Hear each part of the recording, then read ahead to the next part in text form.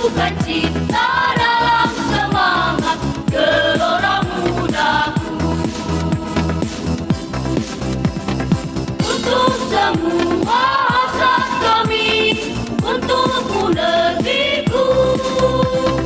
Satukan cinta dalam semangat gelora mudaku. Gelora mudaku. Gelora muda, gelora muda, gelora mudaku.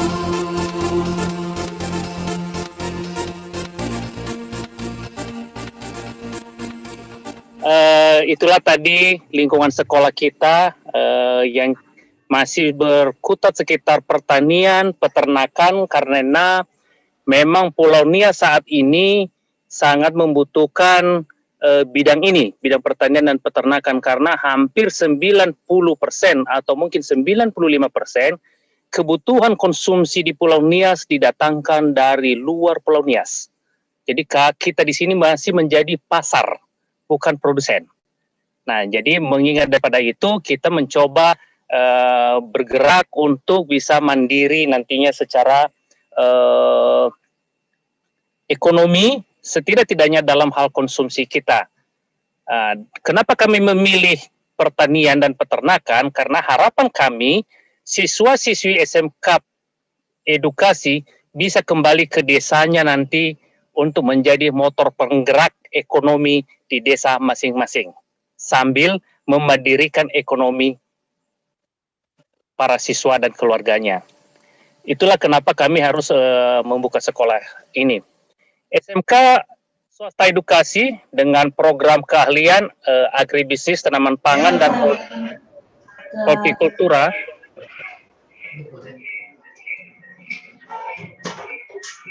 dan agribisnis ternak unggas berada di Pulau Nias, Sumatera Utara.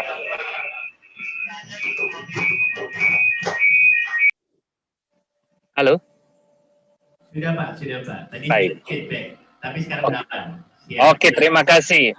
Dengan fokus alokasi waktu kita adalah 70% kita gunakan untuk praktek dan pembangunan karakter.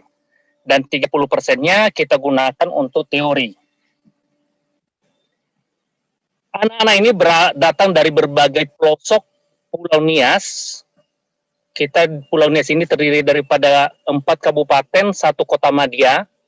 Kemudian dari beberapa daerah di Sumatera, ada yang dari Pekanbaru, ada dari Aceh, ada dari Padang Sidempuan. Dan mereka datang dengan beragam warna, kemudian beragam harapan.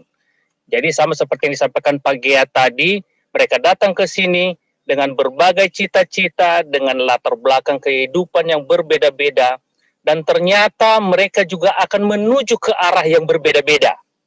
Makanya ini seragamnya pun berbeda-beda. Ada yang pakai baju seragam SMK, ada yang pakai baju kuning, orange, ada yang pakai baju hijau, dan lain sebagainya. Selanjutnya ini adalah lingkungan kita, pertanian, yang ada di lingkungan sekolah. Lahannya kurang lebih saat ini yang sudah terbuka ini 3 hektar, dan kita coba kembangkan, masih ada lahan-lahan yang masih bisa dimanfaatkan di sini. Lahan pertanian menjadi salah satu andalan kami, karena memang kita tujuan kita adalah untuk kemandirian dalam produksi tadi. Peternakan, karena memang itu adalah satu jurusan kita juga, adalah peternakan unggas, ada juga ruminansia, ada monogastrik, ternak babi, ruminansia tadi adalah kambing dan unggas. Selanjutnya, siswa-siswi sama seperti di sekolah lain, dengan tepatnya Pak Gia dan Pak Lukman tadi, bahwa kita berupaya berproduksi. Artinya siswa-siswi di sini tidak kita ajarkan hanya berteori, berwacana bahwa menanam cabai itu seperti ini gambarnya, akan ditanam seperti ini, tetapi tidak. 70% wajib bercocok tanam. Kemudian beternak wajib dipelihara sendiri, kemudian diusahakan sendiri, sampai itu menjadi suatu menghasilkan secara finansial. Ini adalah latar belakang tadi. Kita ingin memberikan akses belajar kepada anak Indonesia dengan kualitas unggul berkarakter, berbasis kurikulum terpersonalisasi. Meskipun kami terus terang saja belum yakin 100% apakah yang kami lakukan ini sudah bisa dianggap terpersonalisasi. Tentunya nanti kami menunggu fatwa dari Pak Doni dalam hal ini yang ahli di bidang itu, apakah yang seperti ini sudah bisa dianggap terpersonalisasi. Yang kedua adalah kita dalam rangka pengentasan kemiskinan menuju kemandirian ekonomi. Kenapa ini kami lakukan? Karena memang seperti kita ketahui bahwa Pulau Nias saat ini masih tergolong dalam 3T. Jadi untuk mengejar ketertinggalan itu, kita mencoba melakukan upaya-upaya ini. Kemudian adanya kebutuhan akan tenaga penggerak ekonomi di desa yang ada di seputaran Pulau Nias ini. Dan yang pasti, kebutuhan tenaga terlatih di bidang pertanian dan usaha bidang pertanian, artinya wirausaha di bidang pertanian. Dan yang pasti kita ingin membangun jaringan untuk mengembangkan UMKM. Siswa kita rekrut dari berbagai pelosok ya, dengan melakukan identifikasi di daerah masing-masing. Biasanya kita mencoba menjalin kerjasama dengan tokoh masyarakat atau tokoh agama di pedalaman, yang mana mereka lebih mengetahui latar belakang siswa tersebut. Karena salah satu syarat untuk masuk sekolah di SMK Edukasi adalah satu, dari keluarga tidak mampu. Yang kedua, wajib siswanya punya komitmen untuk merubah nasibnya. Artinya menuju ke kemandirian ekonomi. Kemudian pada tahap pendaftaran, kita melakukan wawancara dengan calon siswa dan orang tua seputaran latar belakang kehidupan mereka, kemudian seperti apa gambaran di desanya. Hal ini penting buat kita, karena kita ingin matchkan nanti arah yang akan kita tuntun siswa ini harus sesuai dengan keadaan di desanya. Karena sekali lagi, kita berharap mereka kembali ke desa bagi yang berpotensi untuk itu. Tetapi bagi yang secara akademik mampu untuk melanjutkan kuliah, kita bekerja sama dengan beberapa universitas di Jakarta. Kemudian tim menganalisa hasil wawancara tadi dan menentukan menggali potensi daripada siswa, kemudian diarahkan kemana? Apakah ke pertanian atau ke peternakan? Kalau pertanian apa? Kalau peternakan apa? Kalau dia mungkin punya keahlian lain juga kita arahkan. Kemudian kita menempatkan siswa untuk 1 bulan pertama di bidang yang kita nilai sesuai dengan minat hasil wawancara tadi. Dalam 1 bulan itu kita bimbing, kita monitor, kemudian dievaluasi oleh para seniornya maupun guru produktif serta tim yang lainnya. Kemudian kita melakukan wawancara, diskusi, dan penetapan siswa untuk jangka waktu 3 bulan. Jadi setelah melewati 1 bulan, kita evaluasi, kita tetapkan yang bersangkutan untuk secara permanen selama 3 bulan di bidang tersebut. Hampir sama dengan Pak Gia tadi sampaikan, pada awal-awal memang setiap ditanya, oh saya bidang ini, saya mau bidang ini, mau bidang itu. Tapi pada perjalanannya selama 1 bulan, kemudian 3 bulan, akan terbaca kemana sebenarnya bidang yang diminati dan bakat siswa. Kemudian kita melakukan rotasi di bidang lainnya untuk kembali melakukan check and recheck. Apakah betul bakatnya di bidang itu? Nah, dalam perjalanannya akhirnya kita menemukan yang tadinya mendaftar untuk sekolah pertanian, justru ada beberapa potensi-potensi bakat-bakat atau talenta-talenta yang terjadi deviasi. Katakanlah ini ada beberapa anak-anak kita justru ke arah menjahit, kemudian ke arah montir, ini namanya Salomo dari Nias Barat, kemudian ada namanya Suparman dari, kebetulan orangnya ada di sebelah saya dari Aceh, justru dia ke arah ke teknik. Dan ini tentunya harus kita akomodir agar yang bersangkutan dapat mengembangkan bakat dan talenta yang dimilikinya. Nah, setelah kita meyakini bahwa siswa tersebut adalah berada pada jalur yang sudah tepat, kemudian kita menuntun mereka oleh guru produktif untuk menyusun suatu rencana bisnis. Karena memang tujuan sekolah kita adalah menciptakan wirausaha di bidang mikro, berskala mikro di bidang pertanian. Kemudian mereka boleh menyusun proposal dan mengajukan kepada bank sekolah. Kami secara pribadi berperan sebagai bank untuk memberikan modal dalam inkubasi bisnis di lingkungan sekolah.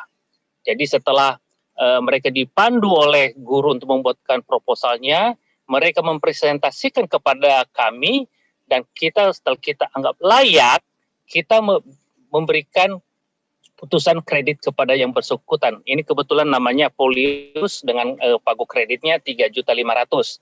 Ini cukup untuk memelihara 100 ekor ayam. Nah, siswa kita libatkan berperan aktif karena ini adalah usahanya sendiri. Jadi kita kalau seperti meminjam istilah Pak Lukman tadi, kita hanya mengkoordinir. Tapi mereka masing-masing mengelola. Mereka mencari bibit sendiri. Mereka pergi beli sendiri ke toko. Kemudian mereka rawat sendiri. Kalau ayamnya sakit, ya mereka obati sendiri dengan dipandu oleh guru peternakan mereka. Dan tentunya guru sangat berperan aktif dalam hal ini untuk memberikan pembelajaran bagaimana cara memelihara ternak, memelihara tanaman dengan baik dan benar. Kemudian inilah kegiatan mereka dari pagi. Kebetulan mereka bangun pagi di sini jam 5.30 mereka sudah beraktivitas. Dimulai dengan apel pagi, kemudian ibadat, kemudian mereka melakukan aktivitas dan sarapan, kemudian melanjutkan belajar bagi yang kelasnya belajar, karena memang belajar di sini sebagian besar adalah online sehingga jam belajarnya berbeda-beda. Ini adalah anak-anak melakukan panen dan menyortir semua hasil pertanian mereka, dan mereka mengantar sendiri. Ya, ini mobil-mobil yang ini kebetulan saya bisa merangkap jadi driver mereka. Kemudian kita antar ke konsumen. Dan yang pasti karena tadi meminjam kepada bank sekolah, ya wajib mengembalikannya. Nah, dari hasil ini kita bisa tahu. Harapan kami dari kegiatan mereka selama 3 tahun di dalam inkubasi bisnis sekolah, mereka pada saat tamat, mereka ini hanya pindah tempat. Pindah dari lingkungan sekolah, pindah ke lingkungan desa mereka. Sehingga sering saya katakan kepada mereka bahwa kehidupan di lingkungan sekolah ini adalah miniatur dari kehidupan nyata yang sebenarnya. Karena hasil pertanian mereka dibeli oleh yayasan untuk dikasih makan kepada mereka. Karena seluruh siswa di sini tinggal di asrama. Sehingga kami butuh sayur, kami butuh ayam, kami butuh beras, dan lain sebagainya. Nah, kami bisa saling mengisi. Yang jual ayam, tentu dia butuh sayur. Karena dia akan makan sayur nanti pada saat makan. Dan sebaliknya. Jadi kehidupan mereka di sini, area 3 hektar yang sudah terbuka ini, persis seperti kehidupan yang nyata. Dan satu yang unik Pak, Bapak dan Ibu sekalian, ternyata siswa yang pada awal kami terima dengan kemampuan akademik yang sangat minim, mohon maaf, bahkan bahasa Indonesianya juga sulit saya mengerti. Ternyata ada kalanya justru memiliki kemampuan yang sangat luar biasa di bidang lain. Jujur kita tanya matematika nggak ngerti. Kita tanya kimia apalagi, kita tanya bahasa Inggris apalagi. Tetapi di bidang lain, ternyata katakanlah dia mempunyai kemampuan menyemaikan tanaman. Justru kalau bahasa ininya bertangan dingin, ya bertangan dingin artinya apa yang dia tanam tumbuh, apa yang dia pelihara tumbuh dengan sehat. Tapi secara akademik memang nggak bisa. Nah, justru dia punya kemampuan khusus, dan hal ini yang sangat kami apresiasi. Ya, kami coba menuntun mereka bahwa bukan berarti tidak penting kemampuan akademiknya, tetapi di saat kita mendapatkan siswa dalam kondisi kemampuan akademik yang minim, bukan berarti itu sudah selesai kehidupannya, tidak. Kadang-kala justru dia punya talenta yang jauh lebih luar biasa.